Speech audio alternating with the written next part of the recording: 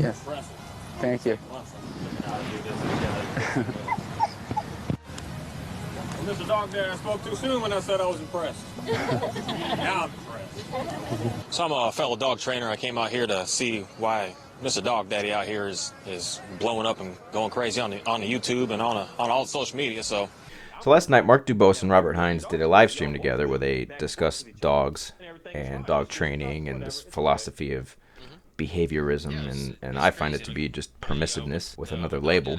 But of course, Hynes is all about Skinner and that bullshit. But there's a part in the live stream where Hynes brings up Squatch, and there's a series, a 4-part series on Dog Daddy's channel where he works with a Tibetan Mastiff named Squatch. And what's interesting is Dubose doesn't push back at all, and Dubose is pretty much in agreement with whatever Hynes says. There's not much of a discussion, and the topic changes pretty quick thereafter, but it was brought to my attention that Dubose actually 2 years ago attended a Dog Daddy seminar in person and was very impressed with Augustus's ability to not only handle the dogs but handle the owners. I'll play what he said right here. Yes. Thank you. Mr. Dog there, I spoke too soon when I said I was impressed. Now I'm impressed. So I'm a fellow dog trainer. I came out here to see why Mr. Dog Daddy out here is blowing up and going crazy on the YouTube and on all social media. So I think I came to find out the reason, because he's a real dog trainer, and people are in the need of real dog trainers today, and he's something that's going to be able to provide you with some real good understanding of how to be able to communicate effectively with your dog. I just want to see it in person, because videos and everything is kind of just, you don't really know. But when you see it in person, you know it's real in person, and that's why I say this is what I call real dog training.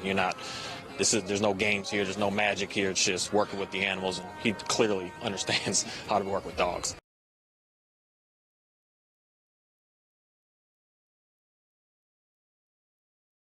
And listen, I like Mark. I have no issue with Mark. Me and Mark have had very respectful dialogue. Now, I disagree with a lot of what he says, and he disagrees with me, which is fine. I think disagreeing is good, but we don't have to be disrespectful about it. Mark's always been respectful, and so that's where, I don't have an issue with him. But I'm challenging Mark to answer the question of what's changed in the last 2 years, and do you still find the way Dog Daddy handles dogs and the owners impressive? Now, I'm not saying I agree 100% with Augustus's approach. I find that sometimes he's a little too heavy-handed with the leash. I wouldn't handle these aggressive dogs this way, but my question is do you still find his results impressive, and what's changed in the last 2 years?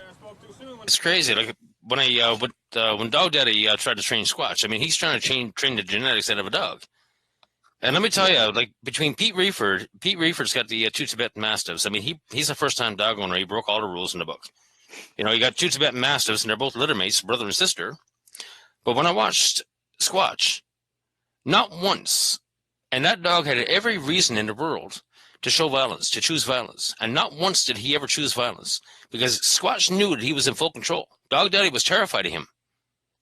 When you got a trainer grabbing a freaking chair or a piece of lumber board, Dog Daddy was scared of him, and Squatch knew that he was in control. Had Squatch never once, the Tibetan never once chose violence, because if Squatch had chose violence, that muzzle wouldn't have stopped him. He would have done some serious damage. And that's what people don't stop to realize. They go, they're all cheering on Dog Daddy. Dog Daddy's so brave. Oh, no. I'm looking at that dog going, I am bloody impressed, man, because not once did he choose violence. And when you watch Tibetan Mastiffs doing their job, like have you ever seen Tibetan Mastiffs and snow leopards? Mm-mm. Oh, buddy, you should sit down and watch that. It's incredible. Because one-on-one, a Tibetan Mastiff is going to die against a snow leopard. It takes a pack of Tibetans to even chase the snow leopard off. But to watch those dogs, violence is always a last resort for Tibetan Mastiffs and many of these breeds. Yeah. But yet dog trainers, aggression is with intent. They're going to hurt you. They're going to bite you. No. There's a reason for every bite. And I always ask people, why did a dog bite? Chances are somebody disrespected the dog. Most dogs that I work with, they're scared. And why didn't you bring it up when Hynes brought up the series of Squash? There was no pushback. There was no, I've attended a Dog Daddy seminar, and I have to say firsthand that I actually found it to be beneficial. There was nothing. So that's the only question I pose to you, Mark. And the other reason this is relevant to me, Mark, is because you've made the statement that you can't achieve long-term results, even using, quote, aversive methods. And you've talked about how you've choked dogs out and you resorted to all these. You make it sound like you were very heavy-handed with these dogs. And so, I don't know, did you pick this up from Augusto? Or where along the way did you feel like you had to do this? If you had such a good experience, why did you go to the complete opposite end of the spectrum when it came to that 10% of dogs that you weren't able to do anything with? I'll get to Hynes' contradictions and hypocrisy in another video, because there's plenty of it throughout this video. But for now, I just want to pose this question to Mark.